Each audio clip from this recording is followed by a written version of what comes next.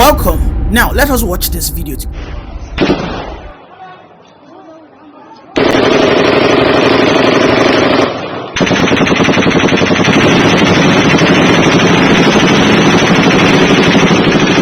Did you just hear the sound, the roaring sounds of the AK-47, AK-49? These are the machinations of the political opposition within the period of 2012, 2013, 2014, the formation of the APC. We all know how Atiku and Tinubu connived by bringing out what we call insecurities. And today, Jonathan was pushed out.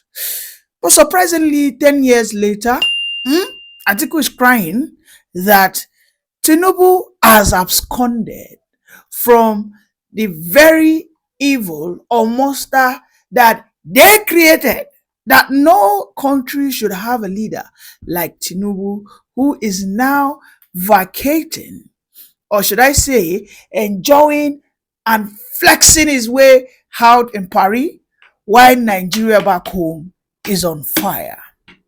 My question is simple. Why is Atiku crying? Like, why is Atiku crying? Because what we have seen right here is that the North are beginning to feel betrayed. You know, the North have always come out to say that we are the one that inserted Tinubu into that Aso Rock seat. That without them, that Tinubu would not be the president of the day.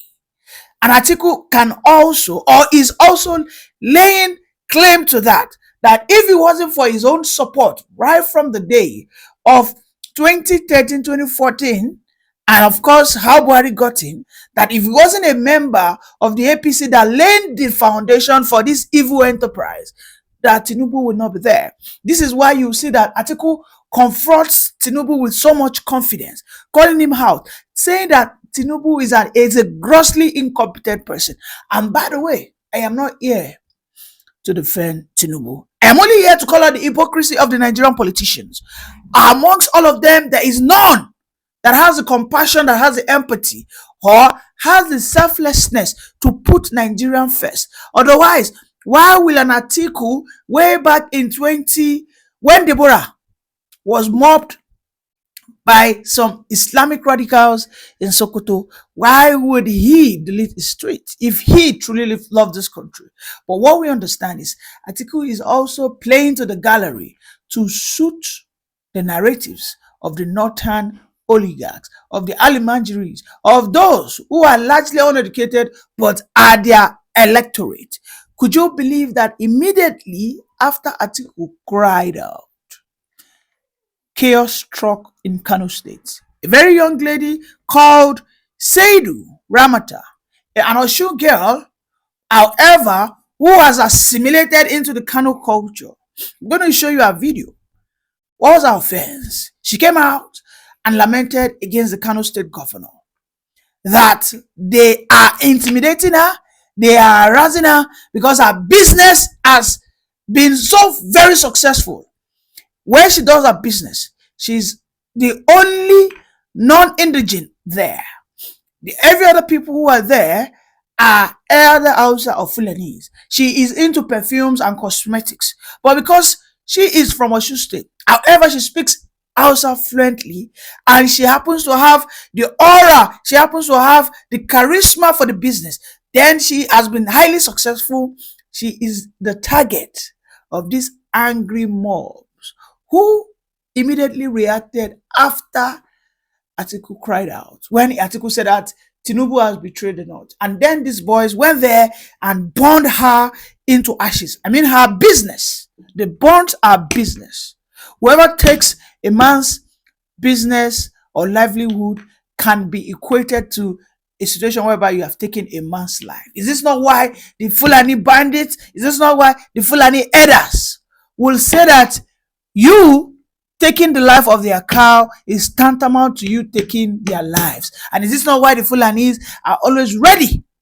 You see them with cutlasses, you see them with all manner of weapons, you see them with all manners of arms. Just when they are grazing their cows, they tell you that if anything happens to their cow, the community will be burnt down both the people and the houses. But there in Kano State, we can see what just happened just some hours after Atiku cried out that Tinubu is a betrayer, is a traitor. These are messages that he's sending into the nooks and crannies of the Northerners when they see that, you this Tinubu that we thought that you would be our prisoner, we thought you would heed to our beck and call. However, what we are saying is you appointing Yoruba there, Yoruba there. Appointing Yoruba there, Yoruba there. Even if you are going to appoint an Hausa man or a Fulani man, you put him in a very, very dry position where he cannot milk the Jews. Haba, they are crying bitterly. We know how the Northerners went out there. They started running all manner of campaign that why are you taking away a Fulani man from the NNPC position? However, you are now replacing it with a Yoruba man. Tinubu actually came out and said that no way, I am not replacing it with a Yoruba man. I am replacing Melekiari with a North Central person from Kwara State. They said, no, this is not he's not an Abokio, he's not a Northerner. How can you come and bring an Ojulari and tell us that he's from Kwara State? You see the Northerners, very set of heavily entitled people. These are people who believe that everything about Nigeria revolves around them. These are people who believe that without them, Nigeria will never move forward or move backward. They believe they have or they hold the fate and destiny of this nation. Do let us watch a video together where she is lamenting, and then we'll come back and then we'll continue the conversations.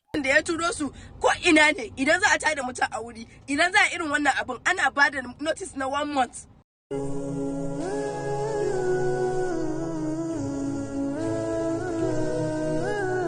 You can see that the Kano State governor has suddenly gone mute, silent.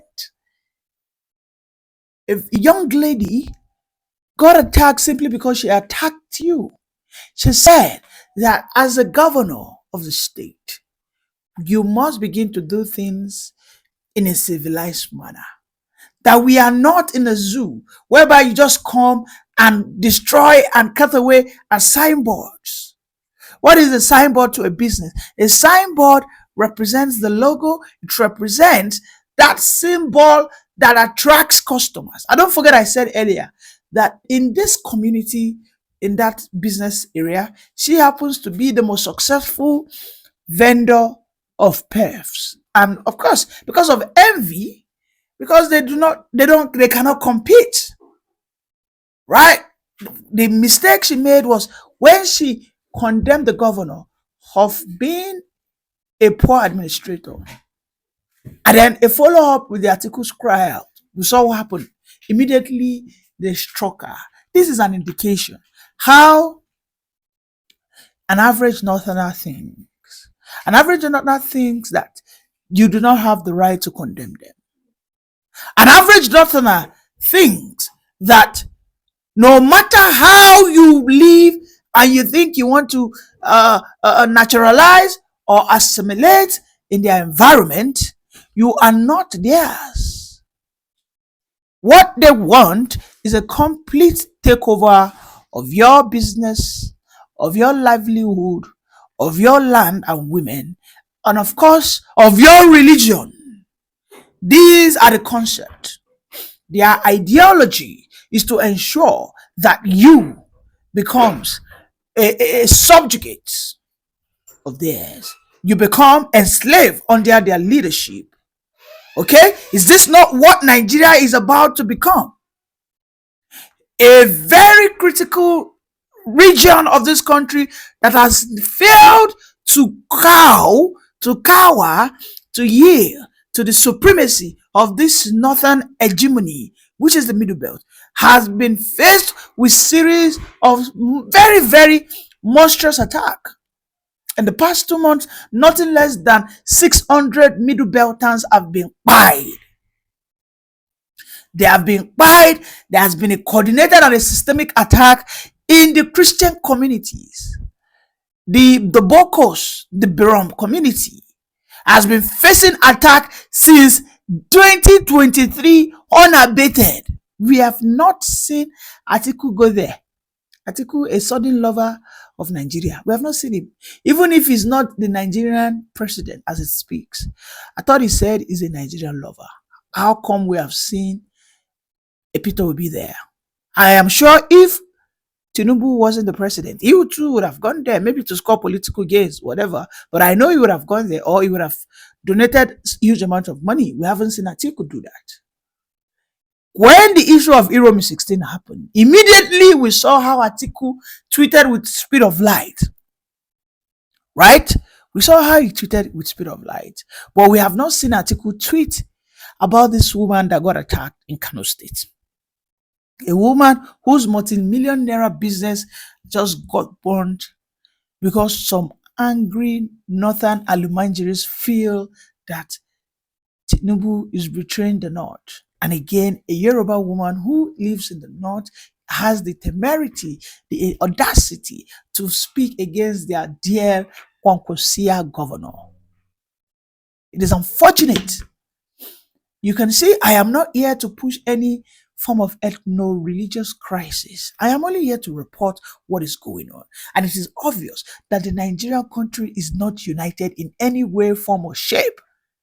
It is only clear that whenever some people feel questioned, they think they have the supremacy, they have the superiority to abuse others' human rights.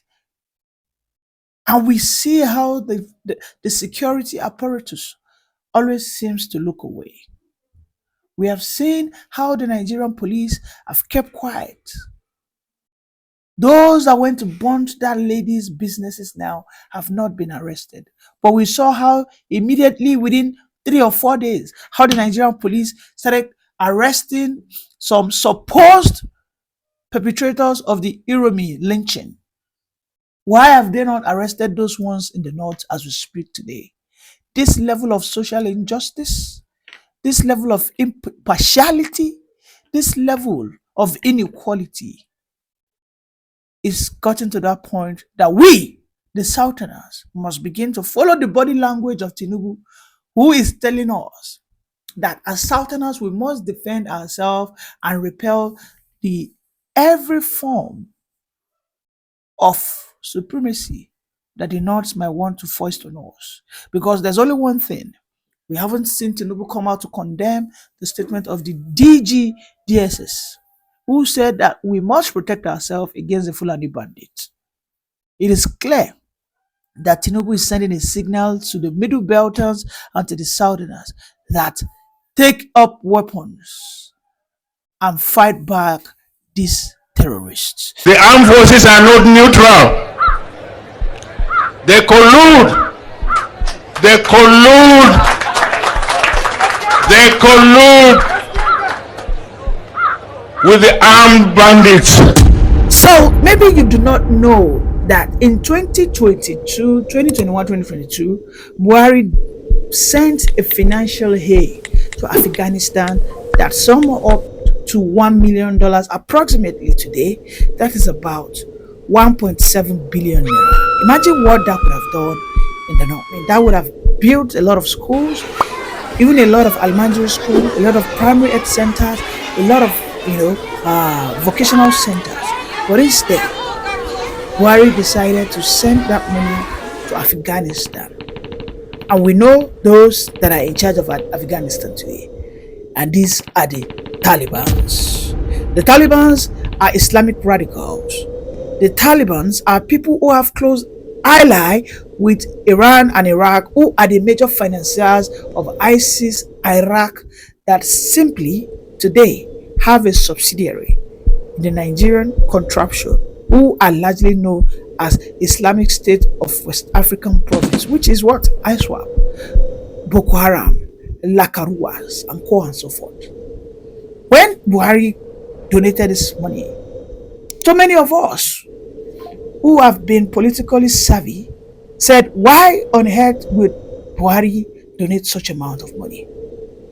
Within this period, Buhari donated $1 million of our hand-earned money, right?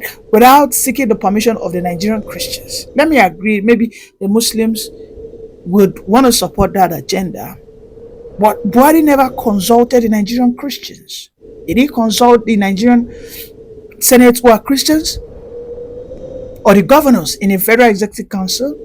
We just saw that Buhari has gifted a sum of $1 million that would have helped Nigeria as a society to develop, to advance, or even to fight food insecurity, whereby they had given that money to farmers. I know what would have happened, right? He gave it to Taliban. Today, I think we are beginning to see what that investment is yielding. In the past 12 to 24 months that Tinubu came on board, we have seen how aggressive the bandits have become in the north, and also how so much incursion they've had in the middle belt. Today, these same people who are the Fulani bandits are now attacking the Nigerian army with highly sophisticated weapons. And when these weapons, when the Nigerian army get a hold of any of it and they do a forensic audit of where these weapons are coming from, it has been traced to the Middle Belt, to the Middle East rather.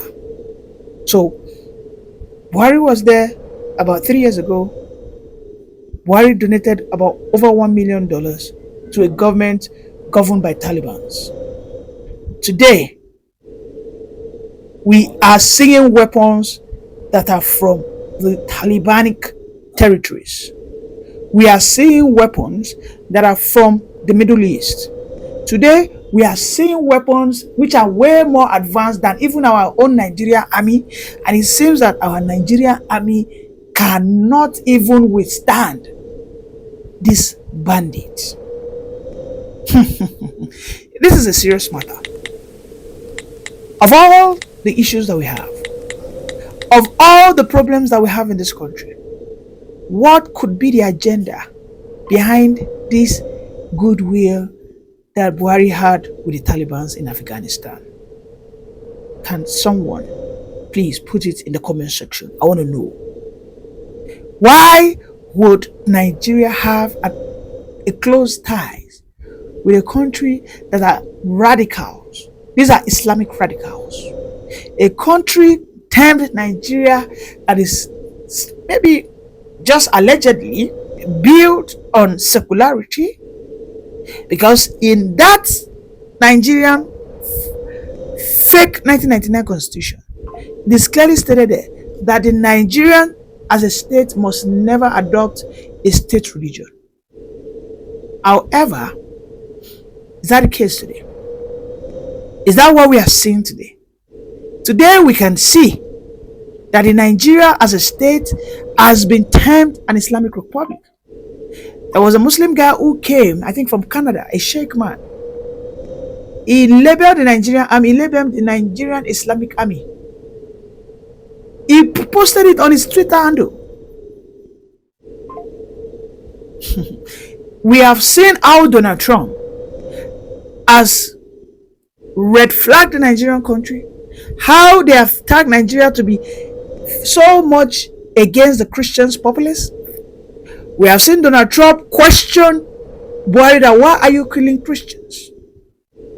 That it is only in Islamic countries that are intolerant to Christians that you experience such, wanton and unabated killings of people of other religions.